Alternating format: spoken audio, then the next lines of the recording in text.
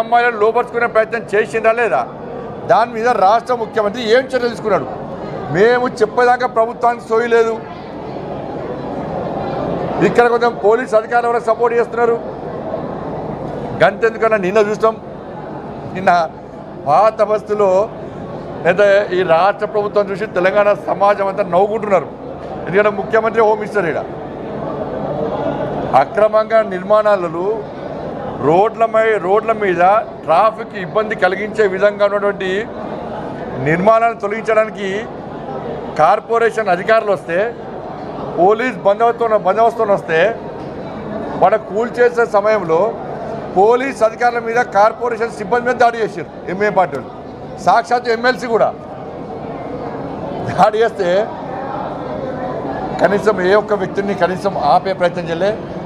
ఇలా అక్కడ గోరక్షను గోవధ నిషేధ చట్టాన్ని అమలు చేయాలని చెప్పి గోవులను వధించడానికి ప్రయత్నం చేస్తుంటే అక్కడ ఆ గోవులను పోలీసులు పట్టించే ప్రయత్నం చేస్తే మా వాళ్ళు మాత్రం నాన్ అవైలబుల్ కేసు పెట్టి లోపడేస్తారు.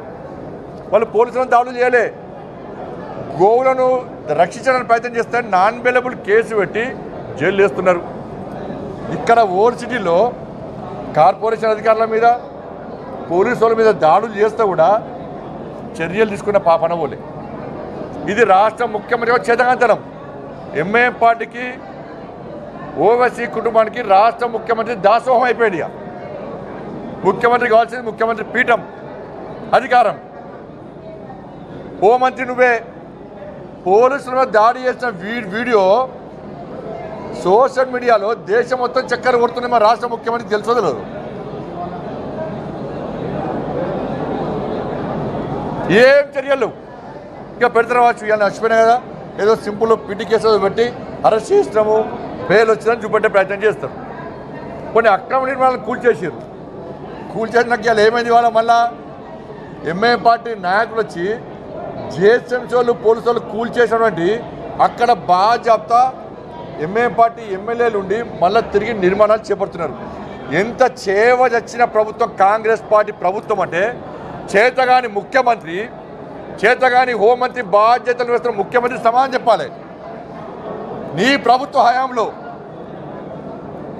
జిహెచ్ఎంసీ కార్పొరేషన్ అధికారులు పోలీసులు వచ్చి అక్రమాలు గురిపెడితే నీకు ఛాలెంజ్ చేసే ముఖ్యమంత్రి నీతో ఏం కాదు, నువ్వు హోంమంత్రులు నీతో ఏం కాదు, మీ వాళ్ళు వచ్చి కూలబడితే మేము బాధ్యత కట్టిస్తున్నామని చెప్పి సవాల్ చేస్తే ఇలా రాష్ట్ర ముఖ్యమంత్రి చేతులు ముసుకొని కూర్చోండి. ఇలా గదే హైడ్రాల పేదోళ్ళ ఇల్లు కూల్చేస్తే అక్కడ పేదోళ్ళు మా ఇళ్ళను కూల్చకండి అంటే లాఠీచార్జ్ చేసిరాడ. హైడ్రా పేరుతో పేదోళ్ళ ఇల్లు కూల్స్తే లాఠీచార్జ్ చేసిరు. పేదోళ్ళ మీద నాన్ అవైలబుల్ కేసులు పెట్టిర్రు. మహిళలను చూడకుండా పొట్టుబడి కొట్టిరు పోలీసులు. ఈ ఓల్డ్ సిటీలో పోలీసుల మీద దాడులు చేస్తే ఆధారాలుంటే, కార్పొరేషన్ సిబ్బంది దాడులు చేస్తే ఆధారాలుంటే కనీసం లాఠీ లేపే దమ్ము లేని పోలీస్ అధికారులు కొంతమందికి ఉన్నారు. ఇవాళ పోలీస్ అధికారుల సంఘం ఏమైంది?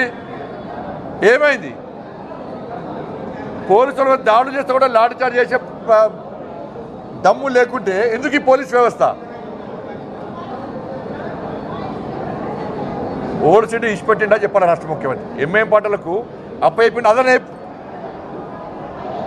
నేను ఓల్డ్ సిటీలో ఏం చేయ, డ్రగ్స్ దందా చేసినా కూడా, హిందూ అమ్మాయిని